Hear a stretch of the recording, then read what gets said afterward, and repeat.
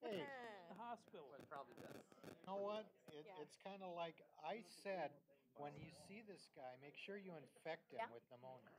So I had somebody pass some, tainted food to you. Sounds great. Why is there snow? There was a whole documentary We got a couple flakes, like a couple minutes. starting in a county board, so you might not want to.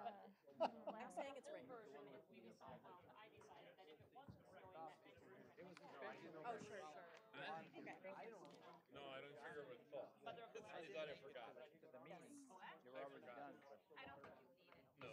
they were, I don't know, apparently, I don't know if we're supposed to do something about it or what they're gonna recommend. Yeah.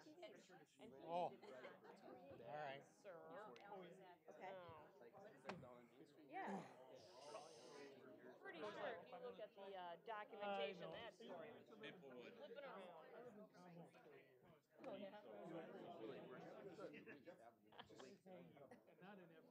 Out. Well, that is starting to change.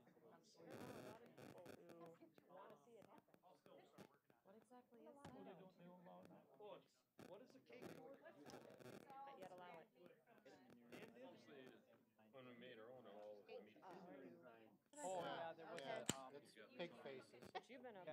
yeah, Oh, Randy Ward. That can be draining. not enough time to do? yeah, some work. Regular work. Someone I resigned. did miss you the second day of the conference, and I've been meaning to yell at you. He moved outside the. And Snuck right up to the fire. coffee and cake. Well, thank God. I couldn't believe it. First thing it was like Craig Peters straight to the hospital. Came up with So we're fun in little the thing to cardiac. talk about the 5 basic food groups that we should be eating. Oh. The 5 basic food groups to give them a better nap. The city is considering an ordinance or allowing, Being 7 o'clock, I'll call the Marathon County Board of Supervisors to order, please. We will start with the Pledge of Allegiance. Please remain standing because that will be followed by a moment of silence for reflection.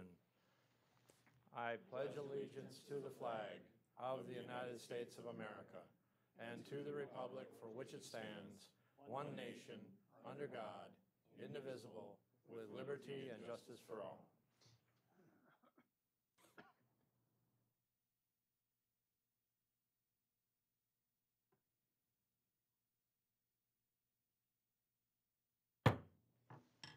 Thank you. We will have the reading of the notice, please. An educational meeting of the Marathon County Board of Supervisors will be held at the Marathon County Courthouse, Assembly Room, 500 Forest Street in the city of Wausau at 7 p.m. on Thursday, October 11th, 2018, and the agenda was duly signed and posted. Thank you. I would like to request everyone please silence their cell phones and any other electronic devices, please. And we will proceed to roll call, so please sign in.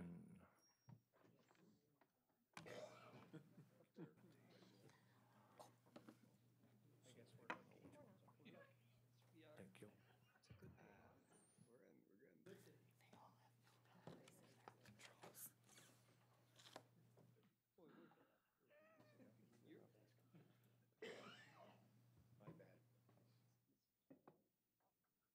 Supervisor Crosby, thank you. And we will proceed. And I would like to welcome all of our visitors that we have with us, including the viewing audience. And we will move on to public comment. And no one has approached me, and no one approached the clerk. So we will move on to education, presentation, and reports. And we'll start with item 8A, standing committee chairpersons or designees. Any reports from the standing committee chairs or their designee? Vice Chair McEwen.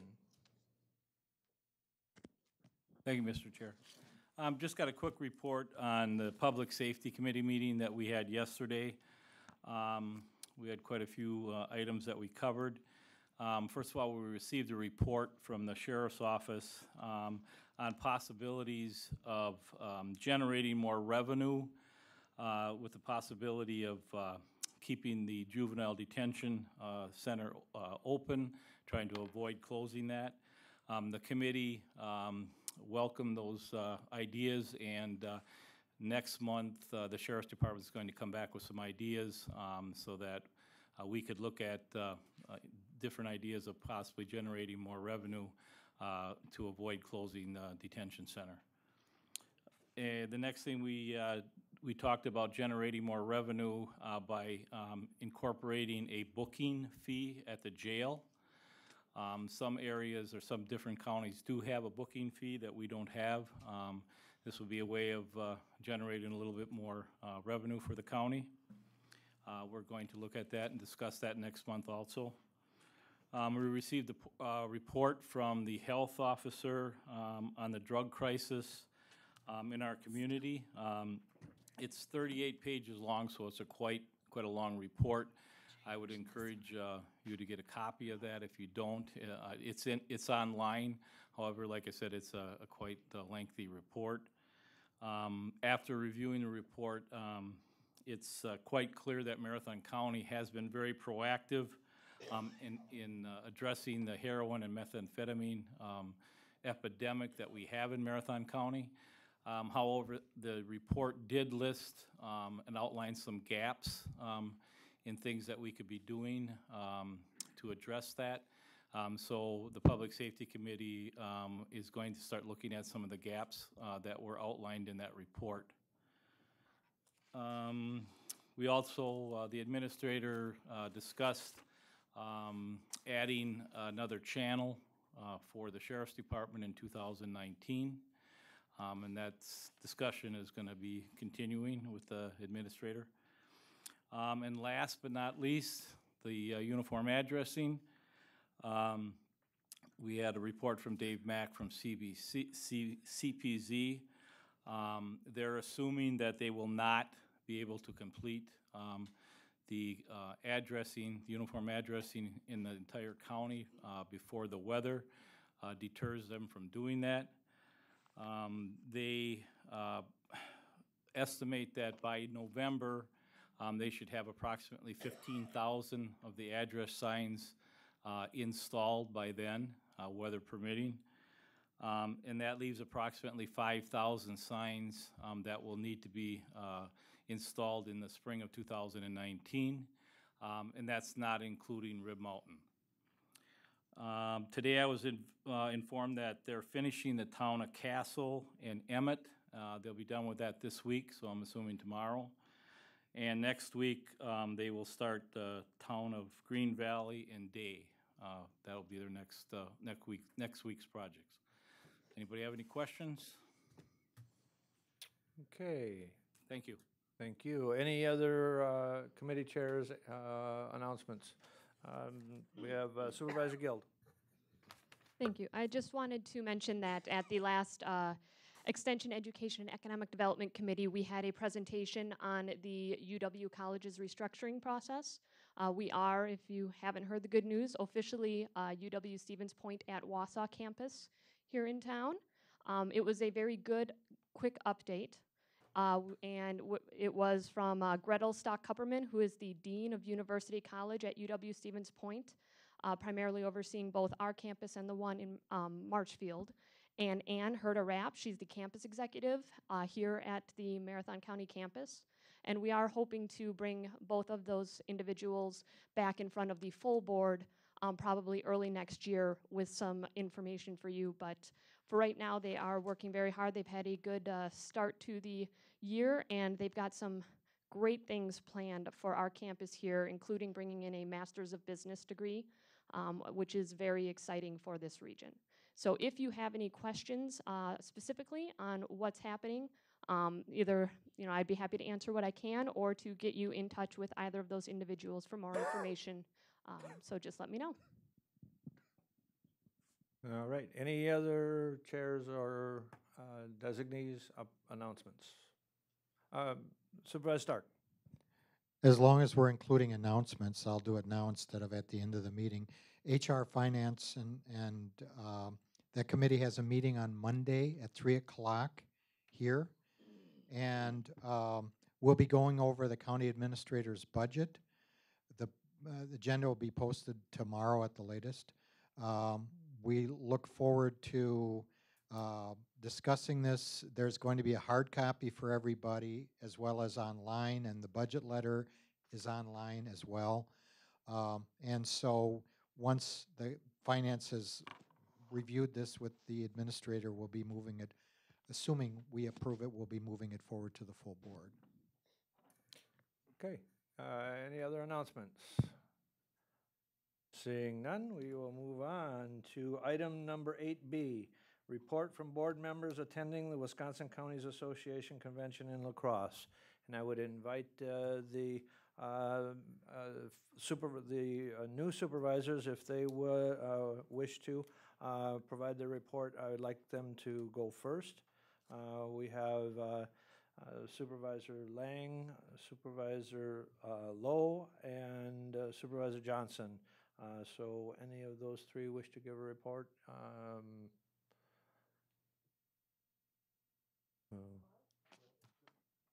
Oh, okay, Supervisor Johnson.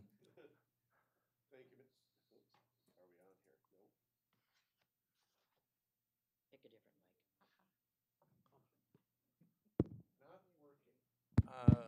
mic. Or is it? There we There go. you go. Just had to smack at one, I guess. Thank you, Mr. Chair. Very informative. I probably got the most out of the breakout session on the juvenile corrections.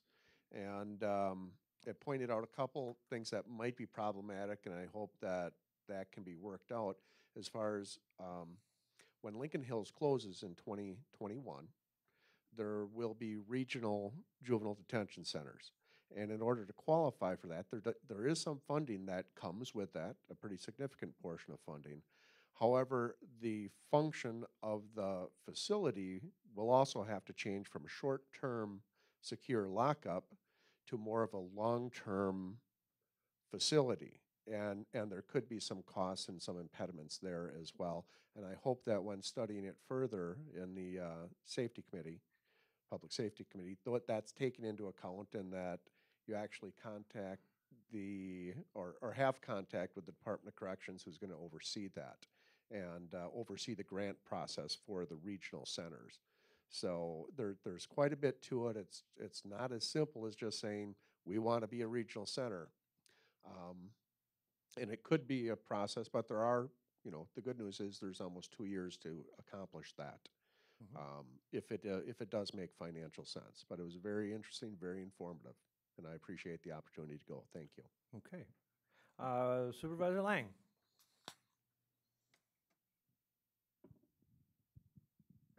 Thank you, Mr. Chair. Kind of along the same lines, I actually got a lot of information from the conference, and I won't go through everything. I have pages and pages of notes, and nobody wants to listen to me talk that long. But I think the most interesting breakout session that I went to was about the child welfare crisis. And it actually was very timely because we ended up having the same presentation catered a little bit more towards our county specifically earlier this week at Social Services Board. And it's actually going to be going on now to Health and Human Services and hopefully onto the full board. A lot of really interesting facts and things that I really wasn't aware of. Just the length of time that children are spending in out-of-home care, the cost and the increase in the cost that is happening around here, especially because of the addiction crisis. We keep hearing about that a lot. But in Marathon County, for example, since 2015, the cost of keeping children in out-of-home care has gone up 77%. So it's obviously having a very big impact. So it'll be really interesting to see what the board thinks when that comes through. So thank you. Okay. Supervisor Lowe. Thank you. So yeah, the conference was very enlightening. I enjoyed the workshops. If some of you haven't been to the conference, you should definitely go. They feed you the whole time you're there. So it's great food. I would say like the most interesting workshops that I went to were protecting local taxpayers, closing the dark store loophole, and the farm bankruptcy and their impact on counties. I learned a whole bunch of stuff from the dark store loopholes. So because of dark stores, the average increase to property taxes is 8%. And they talked a lot about a city close by Appleton called Manawa, where one of the stores, they didn't pay their whole property taxes, and their property taxes on average went up 12%. Also, they said that 2/3 of the state legislature wants to move on this, but they won't because there isn't enough pressure on them to move on it. And not only do the taxes increase on homeowners, but it also increases for small business owners, which is again a 12 to 14% tax increase. And the argument for the legislature not moving on this is they don't want to be seen as anti-business. So that's what I got from there. And also, it also costs our police salaries, and the work that we do in public parks aren't done. It also affects our school districts. So very interesting stuff. And then with the farm bankruptcies, so that was the most interesting. So in 2017, Chapter 12 bankruptcies were filed in Wisconsin. In western Wisconsin, it was the highest last year. And mental health and stress, anxiety, and suicides did increase, especially amongst 50-year-old farmers. Yeah, and I guess in the future, they're looking forward to planting hemp and protecting our groundwater, and those are the two biggest things that they talked about in the farm bankruptcy workshop. Okay, thank you.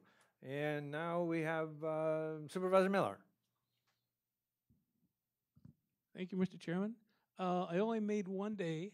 On the second day, I got up out of bed, crawled downstairs to the lobby, and put my stuff in Mr. McEwen's vehicle to drive back to the convention. He took a look at me and he said, "You look terrible." And I said, "No, I'm going to tough it out." "No," he said, "you look terrible." I said, "No, I'm going to tough it out."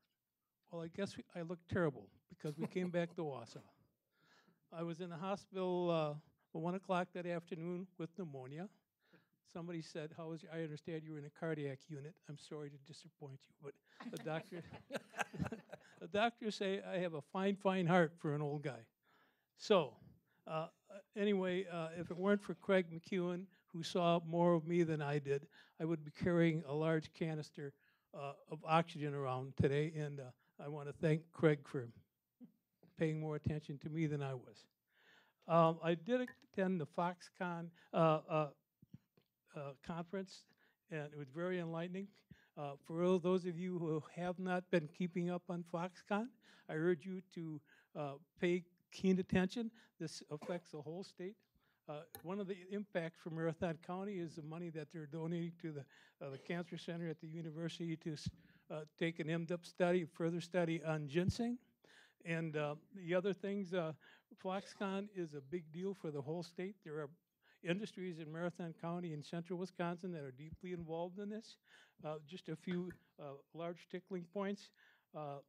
It involves a $10 billion, that's with a B in dollar investment, 13,000 jobs will be created directly through Foxconn.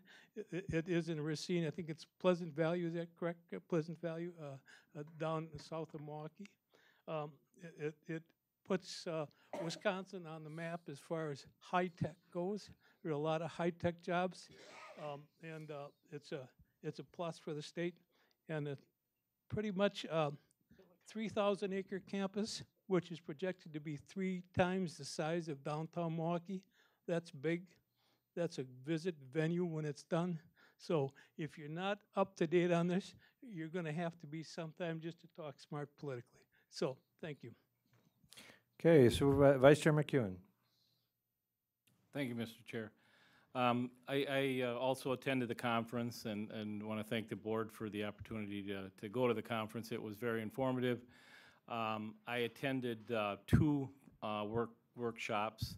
I attended the one, the future of the juvenile corrections, that Supervisor Johnson just kind of gave you some information on, and I agree with and got most of the same things he got out of there. I was more confused when I left there, however, how this was going to work than before I went into it. However, I did learn that we were one of 13 counties in the state that run a shelter home detention center. And I did ask one of the presenters if Marathon County was considering being one of the regional detention centers, if our facility would you know, pass as far as their requirements, and flat out said no. It would have to be completely done by their requirements. So I don't know what the Supervisor Johnson got out of it, but I don't think they had a lot of answers. It was a lot of, we're going to do this, we might do this, we don't know the timelines. The money to run it doesn't sound like once it's built, it's going to be up to the county is what I got out of it. So it could be quite a cost to the counties that do decide to you know, open one of these detention centers. I did go to another breakout session on protecting your county, risk management and best practices. And what kind of intrigued me on that was that they were talking about body cameras for police officers, and the technology of some of the new body cameras that they have. They went into the liability and the amount of lawsuits and litigations that were reduced because of the departments that do have body cams. They're experimenting with new cameras that right now the cameras that they have will have an angle of about 130 to 170%. They're actually looking at cameras now that'll cover up to 720 degrees. It covers a lot more area. They're working with cameras that will be automatically activated when the officer pulls their weapon or their taser. So that reduces well, I forgot to turn the camera on, or you turned it on late. It kind of takes that out of the excuses that are not used sometimes for not using cameras. It says it has reduced a lot of problems they had with officers. And in fact, Las Vegas did a survey for 3 years, and the officers that were using body cameras actually had more arrests and less time in court than officers that were not using the body cameras. The first thing he said is you have to have a written policy. They went over the policies with the body cams, and with policies with releasing that camera information to the public or to the press. And they said you have to stick to that policy. You can't do it case by case, and you got to keep up with technology as far as with what your policies are. And then I guess the last thing that kind of really intrigued me was the presenter said the body cameras are wore right here in the center, and he said when an officer draws their gun, they're finding out that sometimes the camera is blocked with the hands and the guns, so they suggested that the body cams be worn on the shoulders.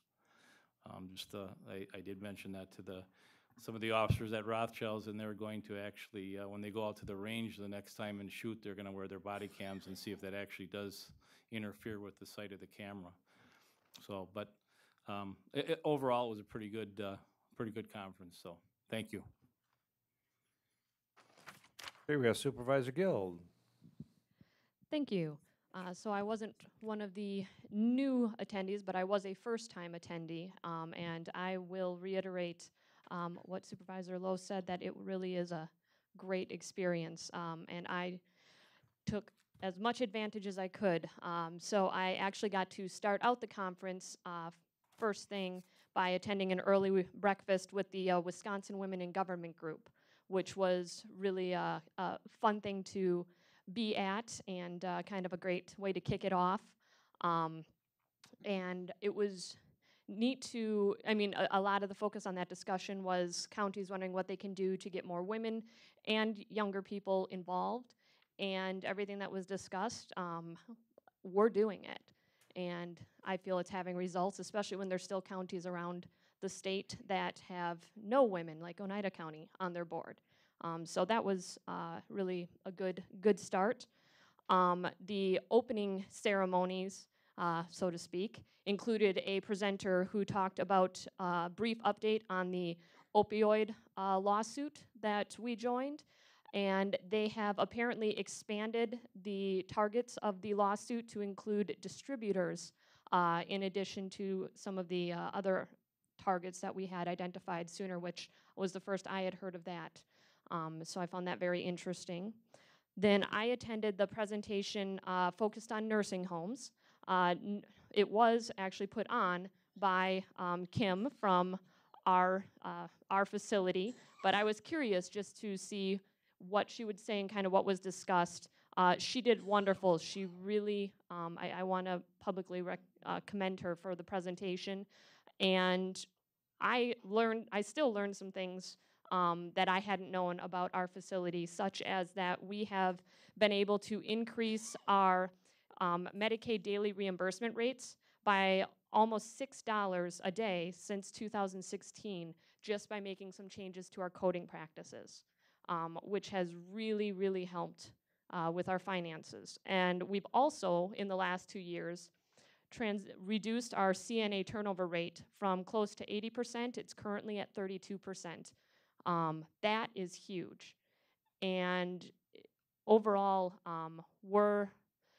we've done some great things, and from what I got in that room, a lot of other counties are looking to us to see what they can do to turn around what they're dealing with and move forward. I also attended the workshop on improving broadband. And there was a panel that included a county administrator, the Public Service Commission representative, and some various providers talking about ways to move forward. I was looking to try and get some new ideas and find out what the best practice is as we move forward with our plans. And what I basically came out of that room feeling is that there still is no best practice. We're all still trying to figure it out, and we're not that far behind. So I at first was a little disappointed, and then I realized that I'm actually glad that I didn't hear a whole lot of new things, because that means that we are staying on top of what's out there. We know where things are at, and we're keeping a good pulse on it. So we're doing the right steps, and we're going to keep moving forward. For those of you that aren't aware, the current status of our broadband efforts is we are going to be doing some focus groups in the next couple of months, just to reaffirm the information from the study that was done back in 2009. And then next year, we will really start taking some action on developing the plan. The next one that I went to, I did learn quite a bit. It was machine learning put on by a Google representative, which I wasn't sure what to expect, but Kurt encouraged me to check it out. And it was great. This is one I've got pages and pages of notes on, because basically machine learning, they're taking data and using the different artificial intelligence type technologies to improve the communications, even at local governments, to make them more efficient and more personal. So just a quick overview of some of the things that can be done. You can set it up to do a sentiment analysis of emails. that will help you prioritize what emails need to be responded to first based upon their content. The chat bots are instant messaging things that can automatically respond to common questions. If someone goes on to the county board's website, types in where do I get a permit, instead of having to have somebody available, if they do this at 3 in the morning, a chat bot could give them the answer right at that time. There's ways to use Google Sheets to have questions answered about the data just asked in a very normal way. What's the average of this column? And the other one that I thought was really neat is when you video record a meeting, they have technology developed that can automatically create a transcript that will allow you to search for specific words in that transcript, and it will then take you to the areas of the video right away to find that part of the conversation. So I thought that was really a neat thing. So all kinds of different items that they're capable of doing, and I'm really excited to see if we can bring a couple of those ideas into our county as we move forward at very affordable, low to no cost rates in many of those cases. Google is very acutely aware of limited resources for government. So that one was very fun. The next one was about the budget, not quite as much fun, but it was one where I went just because as a new member on the executive committee, I wanted to see what budget best practices were.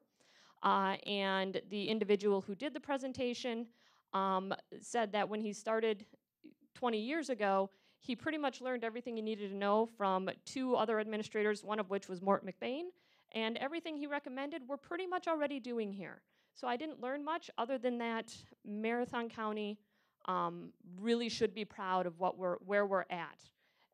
Most of the workshops and discussions that I had, we are ahead of the curve. So I came away from this conference really feeling good about what we've got going on here. So thank you again for that opportunity. Oh, and they ended it with a Beatles-themed closing remarks, which, I mean, it doesn't get much cooler than that. Okay, we have Supervisor Robinson. I'm going to supplement some of the things that others covered, but Andy Phillips gave the update on the opioid lawsuit, and 71 of the 72 counties have joined in that lawsuit for Wisconsin. They've consolidated the cases in a multi-district litigation case that's before Judge Polster in Ohio, and he has scheduled it for trial in 2019, and has mandatory settlement discussions that are taking place. And he pointed out that 150 people are dying each day from opioids, and that it's a crisis and we need to address it. I attended a session on the lifting Wisconsin's mining moratorium. What does it mean? And they gave a lot of the history that we've gone through here and in the various approaches. But one of the things that I found of interest was that they spent a lot of time talking about the Supreme Court decision on the issue of preemption of local government's authority. And Rebecca Roker from Van Driesen pointed out that case established criteria such as, has the state legislation expressly withdrawn its powers for municipalities to act? These are whether we can act. Does the local regulation logically conflict with state legislation? Does the local regulation defeat the purpose of the state legislation, or does the local regulation violate the spirit of the state legislation? And if any of those occur, it's likely that we lack the authority as a county to enact ordinances. They also pointed out that Act 67 restricted the use of conditional use permits, and it might be worthwhile for us to revisit our language in our mining ordinance relative to conditional uses in light of that. They spent some time talking about their model ordinance, and I think we're ahead of the trend on that.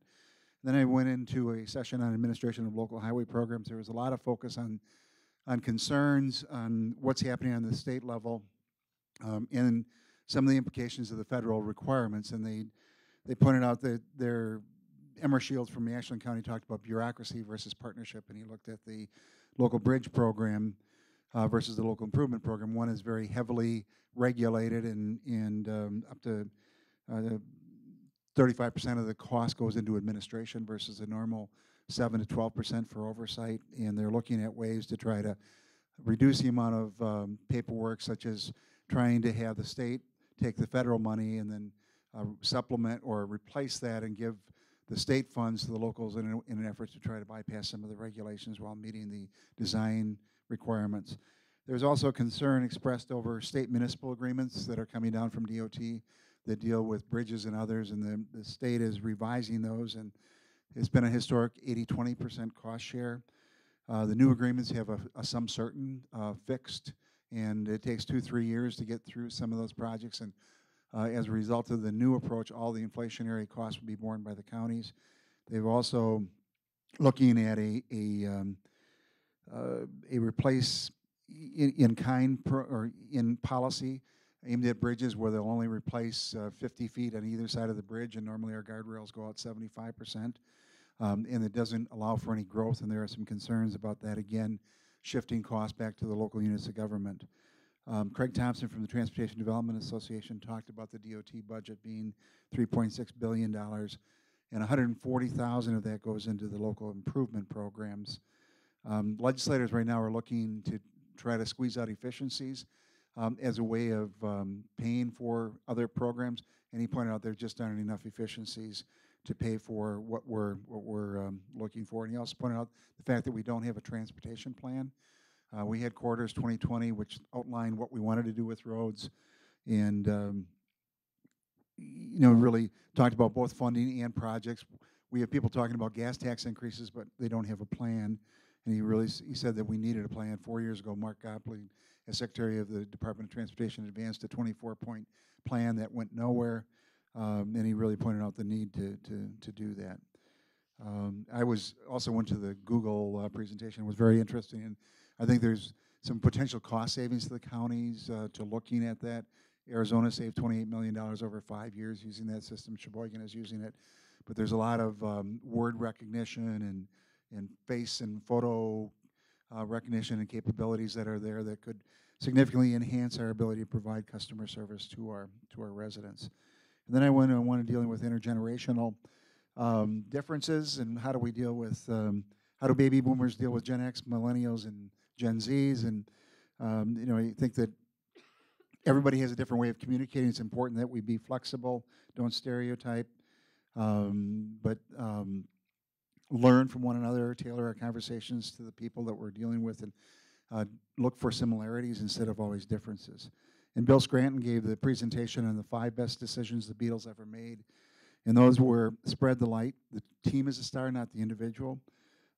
We have a simple shared vision that's an aim high, and the vision needs to fit on a bumper sticker. Play to your strengths, shake it up or challenge the rules, carry the weight to do what it takes, or do what it takes. And then finally, after the session, there was a Just Fix It presentation talking about transportation funding, where AAA, the Transportation Development Association, and the Wisconsin County Highway Commissioners were involved in talking about our problems. Over 700 communities in Wisconsin have taken up and passed resolutions calling for a solution to our funding problems. The AAA has done a survey of their 680,000 members, and 90% of the respondents are registered voters, and 74% say revenues are not adequate, and 84% support additional funding for transportation. And at the current rate that we're funding transportation through the state, we have an average life on a road of 50 years. The current funding is for replacement every 193.6 years. Resurfacing should occur every 20 to 25 years. That's currently at 56.8 years, so there's a major problem. And as part of that presentation, they invited in legislative candidates to talk to the group, and Paul Barr, who was a candidate in the 96 district, pointed out that we do have toll roads in Wisconsin. He said every time he drives down the road, it takes a toll on his car, his tires, and his back. Okay, Supervisor Miller. Thank you, Mr. Chairman. Don't mean to steal anybody's thunder, but I remember one county administrator received a special award, so I don't know if you're going to address that later. You're not going to? Not yet. Okay. Please, don't steal my thunder. I'm not going to. Thank you. All right. Okay, I want to first thank the board for the opportunity to attend and represent Marathon County at the WCA business meeting on Sunday. The WCA business meeting, we took up the 58, excuse me, resolutions that were passed by counties and forwarded to WCA for discussion and inclusion in the platform for WCA, and we also took up the WCA Executive Committee and Board forwarded to the business meeting the priorities that WCA will be lobbying on moving forward. I also want to express, what some of the other supervisors have mentioned. I think Marathon County does a very good job of dealing with issues. The other thing that is quite prevalent is when you have multiple speakers representing the county that actually presented at the conference. We had the chief deputy had one of the breakout sessions, and that was courthouse security. He did an excellent job and was well received, and there was a lot of issues and a lot of questions by other counties. They've come and reviewed how courthouse security was implemented in Marathon County. As also indicated, Kim, our nursing home director, was also a presenter at the conference. And did an excellent job of providing information to other counties on how, the challenges that the counties have and the opportunities and the opportunities that the county has taken on in moving that operation forward. I also attended the farm bankruptcy. I actually was the moderator for the farm bankruptcy breakout session, and that breakout session, it was illustrated. The FSA representative for the state of Wisconsin currently is working on has 100 bankruptcy cases that they are working on in the state, and that as he indicated, that is the first round of bankruptcies, and there's an additional 70 or 80 cases that are probably also heading towards bankruptcy. It highlighted the challenges that agriculture is actually facing, low commodity prices for multiple years, long-term, and low commodity prices, and then this year in particular in the state of Wisconsin, we throw on the weather challenges in getting off the crops. It clearly is accentuating the problem. The other thing that he mentioned was, is that right now, and how do those bankruptcies affect counties? Well, those individuals end up, seeking additional services from the county. There is mental challenges. There is depression. A lot of different things that these individuals are facing. The other thing that was mentioned was that they have assets in land. Land hasn't really gone down in value, though. That's one of the things that's interesting. Is that the assets, as far as the land itself, hasn't gone down in value, even though the cash flow and the ability to pay and service debt has, because of the commodity prices. I also attended the generational difference, and the takeaway there, in my opinion, is we all need to be open. Everybody communicates a little bit differently, each of the different generations, but we have more things in common than we do have differences, and I want to emphasize that. There was the WCA Wisconsin Counties annually presents award to one person in county government. This person is chosen from the 72 counties in our state. This award is called the Friend in County Government. This award recognizes a county official that have performed dedicated services not only in their county, but also the Wisconsin Counties Association and the counties statewide. This year award went to a well-deserving individual. Let me read just a few of her accomplishments. This person started working for Marathon County in 1971 in the clerk's office. This individual served as the clerk, has served as a clerk since 1997. Is a past president of the Wisconsin County Clerks Association and a chair of its mentor and manual committee. She is a member of the Wisconsin Elected Administration Council. And to quote a former board chair,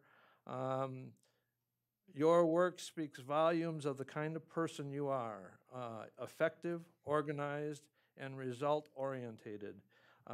This person is truly a gem of a person.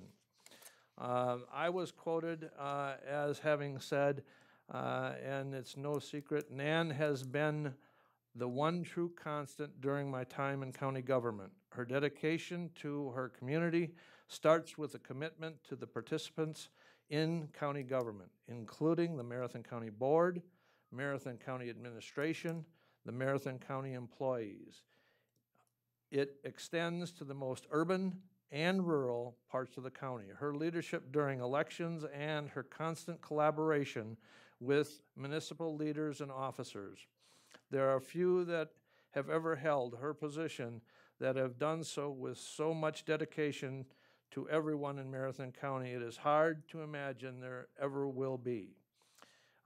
Help me congratulate the current WCA's Friend in County Government Award winner, Marathon County's own clerk, Nan Kotke.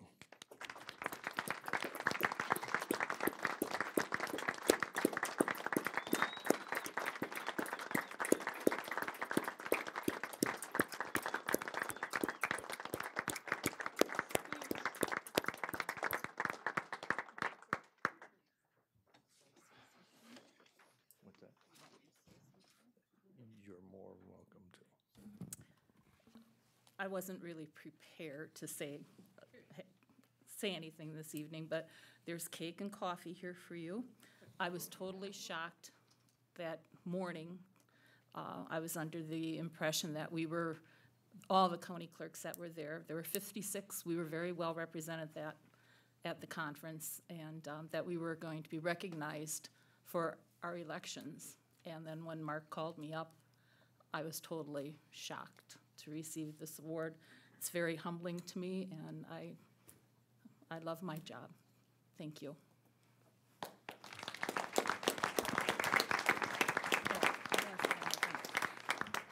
And my county clerks conference, WCCA, is always in conjunction with WCA, and this conference was very enlightening for county clerks also, because Homeland Security was with us from DC.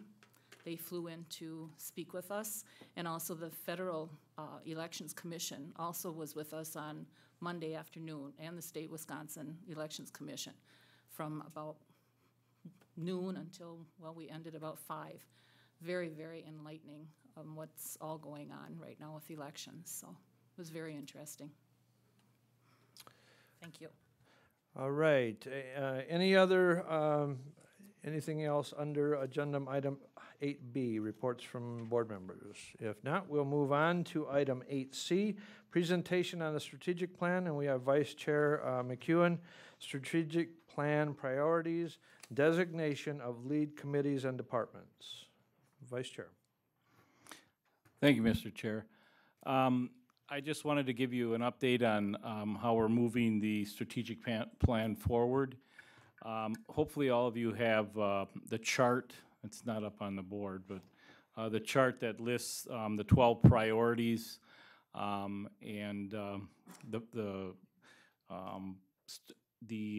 first item that I did was meet with all the standing committees at least one time so far this year, and just made sure that everybody had a copy of the strategic plan, encourage everybody to get a copy of the comp plan, and a copy of the life report, because a lot of the priorities in the life report mirror our priorities that we have in our strategic plan. And of course, the strategic plan came from the comprehensive plan. And the chart is up there. I started meeting with the standing committees again for the second time, and we'll continue to do that through the month.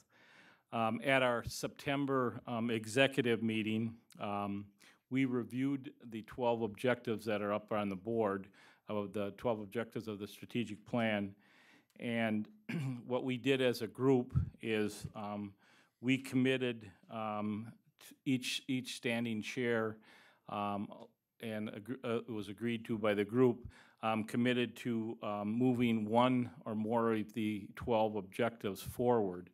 And on the chart, it'll list, like for the first one, the lead committee would be Health and Human Services, and a support committee would be Public Safety. And then the lead department, which is the department heads, is also listed on the chart there. The deputy administrator is going to meet with the department heads again tomorrow. They're going to have a retreat on these different priorities that their department was selected to be the lead department on.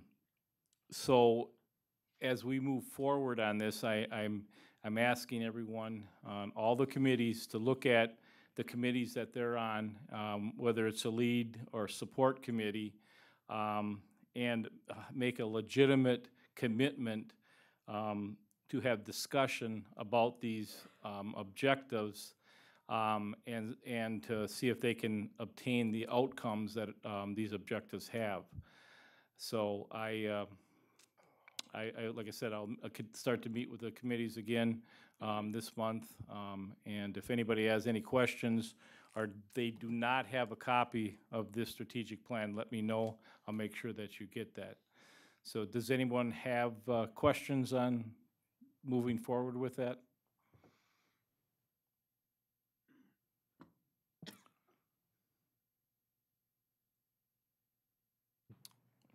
Okay, thank you. All right, moving on to item number 9, appointment. Action will be taken on this appointment on the October 11th, 2018 meeting, and that is the supervisory district appointment, and I'll have the clerk read the appointment. I, Kurt Gibbs, Chairman of the Marathon County Board of Supervisors, do hereby, upon approval of the board, appoint James Bovee, C-2484 Short Road, Auburndale, to the Marathon County Board of Supervisors representing District 29. The term is effective upon signing of the oath of office and will expire at the organizational county board meeting in April 2020. I further, upon approval of the board, appoint Mr. Bovee to serve on the Environmental Resources Committee and the Forestry and Recreation Committee, replacing Robert Wegner. I'll accept motion by Supervisor Rosenberg and second by Supervisor Zereni. To give the board we had 2 excellent candidates. The committee, as spelled out by our board rules, the chair, the vice chair, the administrator, and the clerk met and interviewed both candidates, and I want to publicly thank both of those candidates. And it was a absolutely great opportunity to have a discussion with those candidates, and the one moving forward was James Bovee, and we have a motion and a second. Is there any discussion on the motion? Any discussion on the motion? Seeing none, we'll proceed to vote. And now we can vote. Come on. No, mine won't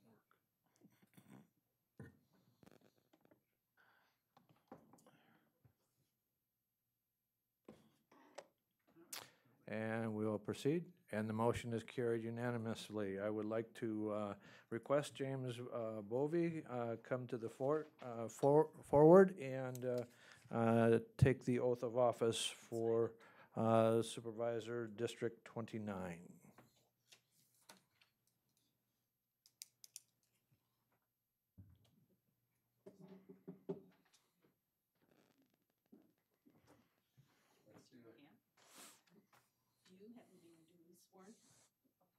the office of Marathon County Board Supervisor in and for said county, but have not yet entered upon the duties thereof, swear that you will support the Constitution of the United States and the Constitution of the State of Wisconsin, and will faithfully discharge the duties of said office to the best of your ability. Yes.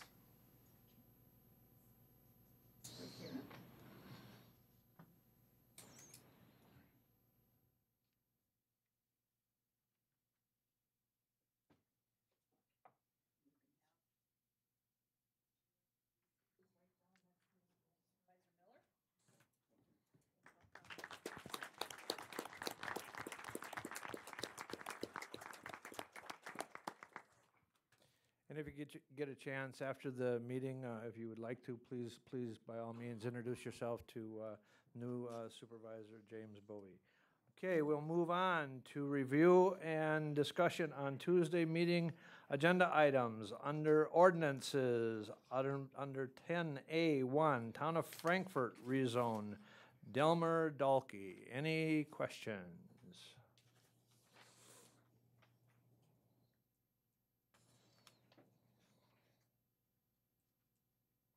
Okay, item 10A2 from the Town of Spencer, rezone, Tim Vreeland on for Margaret Schultz.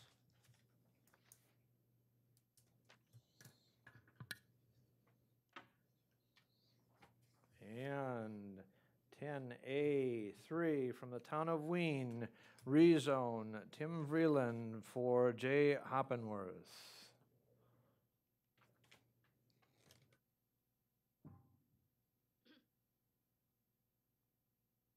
Supervisor Langenhahn. I just want to speak very quickly because I will not be here on Tuesday and I want to give the board as much information as possible. We saw this last month and we directed it back to the Environmental Resources Committee to take another look. What we discovered after reopening the public hearing was that there was, we reviewed the concern about the shared driveway in the rezone. We had a member from the Town of Wien board there, and we discovered that the denial was on, I don't want to say false grounds, but it was on shaky grounds because any concerns from the township could be worked out through our land division ordinance, which the staff made clear to the surveyor and the applicant and the township that they would work out that concern in the future. So based on that information going forward, we would like to recommend approval again based on that new information that we received during the hearing. So there you go. There's the update. And now it wasn't in contradiction with the town? It was not. Correct, okay. Any other discussion on that item? Okay, seeing none, moving on to 10B, resolutions from Environmental Resources Committee. A, Town of Weston, local zoning ordinance amendment.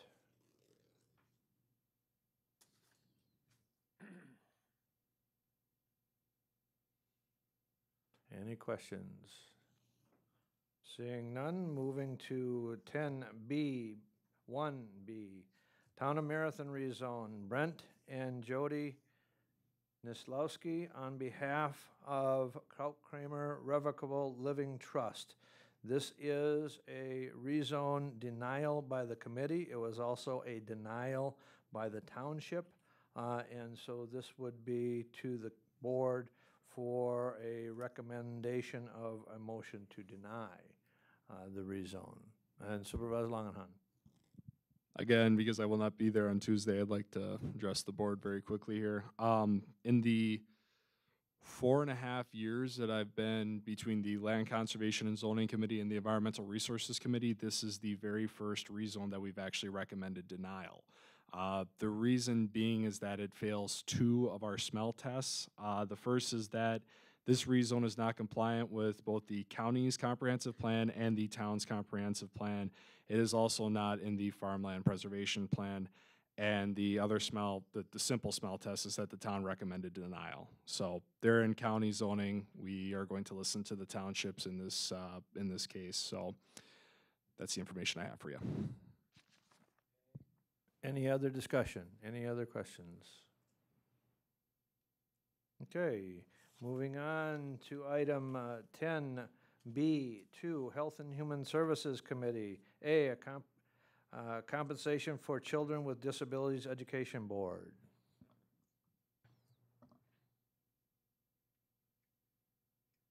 Okay. 10B, 3, Human Services, Finance and Property Committee. Number 3, 10B, 3A, 2018 Interdepartmental Budget Transfers.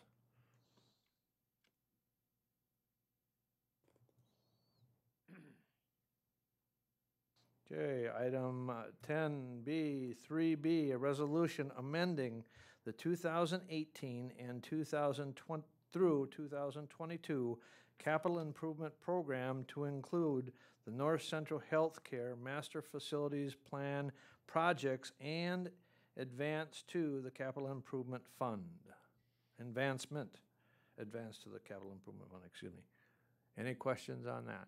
If you remember, when the board approved the moving forward with the Bowering resolution for the remodel at the master facilities, we were not going to borrow that money up front.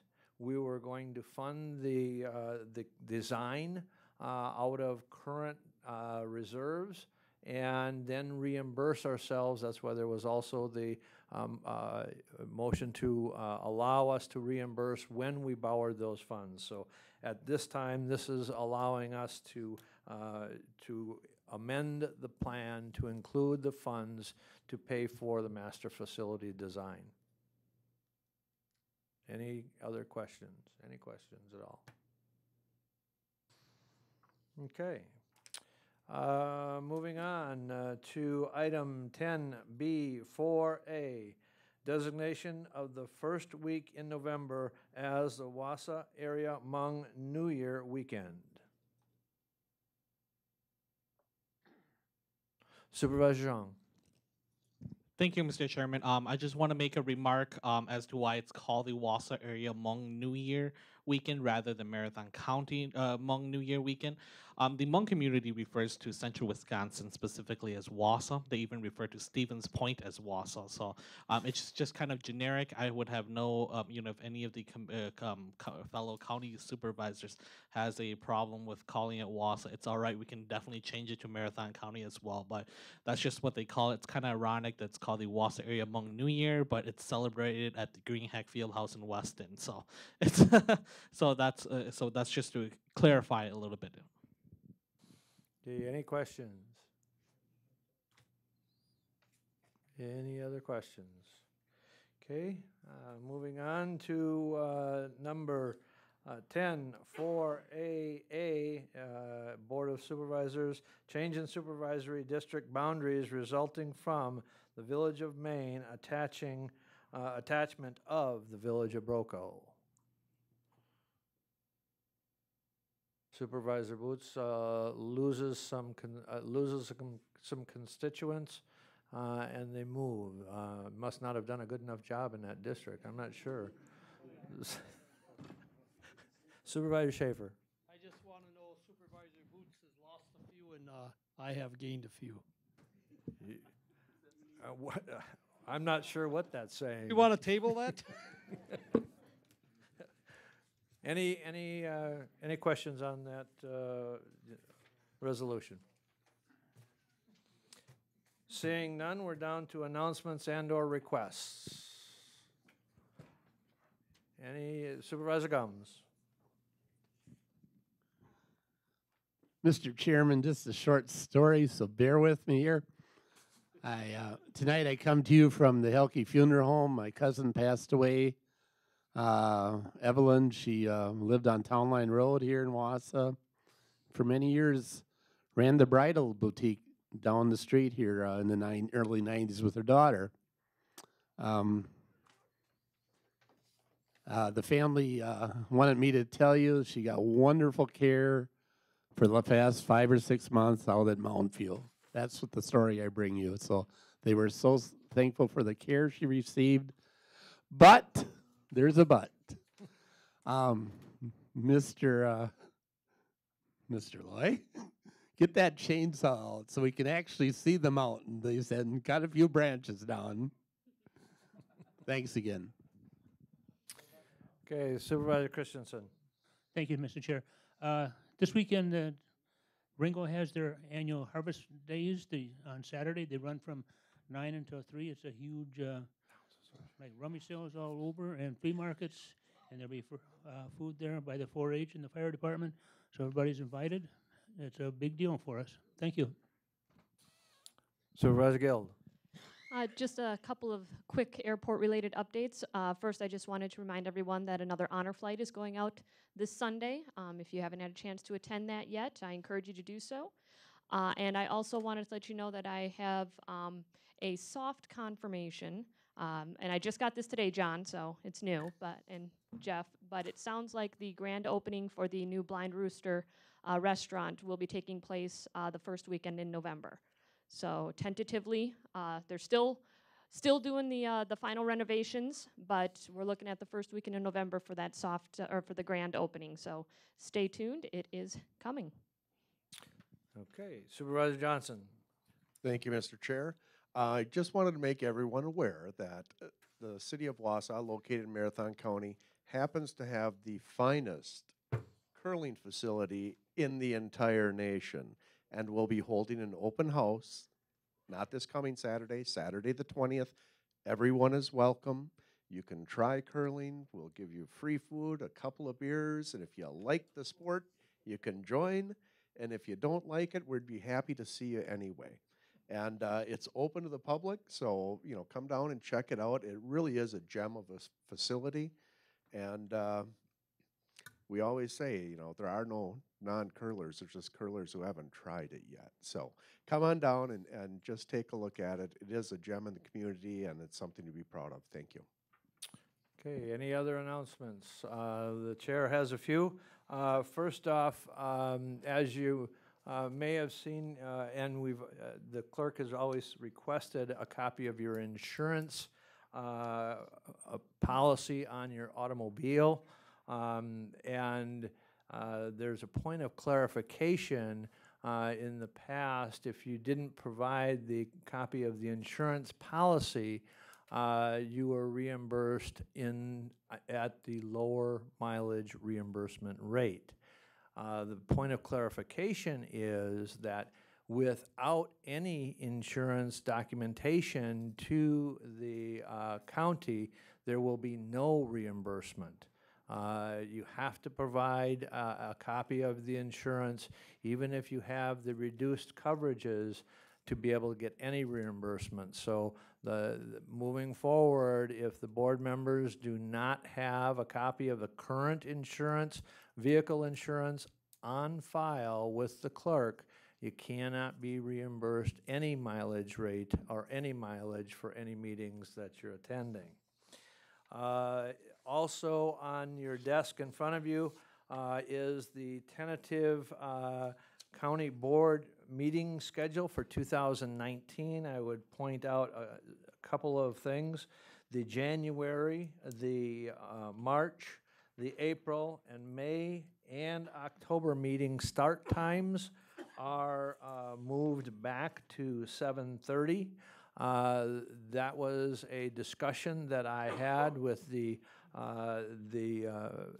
mayor along with the council president to try to accommodate the individuals from that sit on the city council. I am here to thank the mayor and the city council president. They have agreed to move their start times ahead a half hour, and we've moved our start times a half hour back to try to accommodate those individuals. Also, just note that the November meeting is November 12th meeting in 2019, also is an 8 o'clock start time, and that's also the public hearing for the budget, and that is also in concert with the city of Wausau. Lastly, I have one thing. There's been several situations where supervisors have had discussions with elected officials. In some cases, have actually tried to recommend some things to elected officials. And I want to point out that this board, as we heard when we were informed about what our job and role is we are a policy board, and we do not. They are elected officials, and they are accountable to the voters, and we are not. We control their budget, but we do not tell them how to do their job. The thing, as clearly pointed out, our rules provide if there's an issue that a supervisor has that they want discussed at a committee, they bring it to the chair or the chair of the standing, to the chair of the board. The chair of the board can distribute that issue to the standing committee of jurisdiction. The standing committee of jurisdiction then will take up that issue. If the standing committee chooses and does not act on that issue, and there's no resolution to that issue, the two supervisors can then bring the issue to the full board. But that is as our rules are clearly defined. So I would hope that all people would respect that moving forward. And so that is the last of my announcements. We will now, Supervisor Stark. Thank you. I just have a question clarification on the insurance thing. You used the term a copy of the policy. I provided a copy of the deck sheet. Excuse the policy's me, like 30 pages. copy of the deck sheet's all that's needed, excuse me. Thank you. Supervisor Johnson. Mr. Chairman, I'm going to rise to respond to your thing, and it's unfortunate that you did raise this issue, and I feel the need to respond to it because you're talking about me speaking to an elected official. I am not speaking to any one particular. Regardless, I'm going to Supervisor make Johnson, my point. please, this is not a debate. We will talk about, if you want to have a discussion, we'll have a discussion. No, you raise this in a public forum, and I will have my say. Just this, in general terms, an elected official, an elected board supervisor does not give up their constitutional right as a citizen to ask questions or make a suggestion. If they are not